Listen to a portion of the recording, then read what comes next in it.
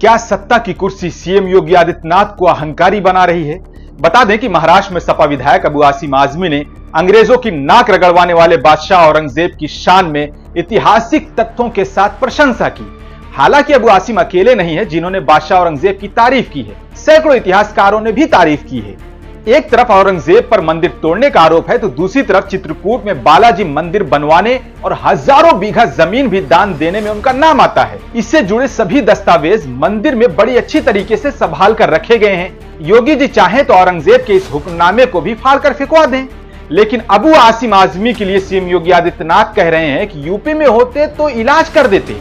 क्या धमकी से इतिहास बदल जाएगा? सीनियर पत्रकार वसीम अकरम त्यागी ने लिखा है कि औरंगजेब के शासनकाल में भारत अखंड भारत था। क्या यह तथ्य मिट जाएगा? औरंगजेब ने ही चीन से कैलाश मानव सरोवर को छीनकर हिंदुओं को दिया था। बता दें कि 1931 में कैम्ब्रिज यूनिवर्सिटी के कॉलेज में महात्मा गांधी ने भाषण देते हुए कहा था कि औरंगजेब के शासनकाल में हमें हिंदू मुस्लिम दंगों का कोई हवाला नहीं मिलता है। सीएम योगी आदित्यनाथ, क्या आप गांधी जी को भी कमबख्त कहेंगे? वैसे योगी आदित्यनाथ जी, कमबख्त शब्द भी उर्दू का शब्द है।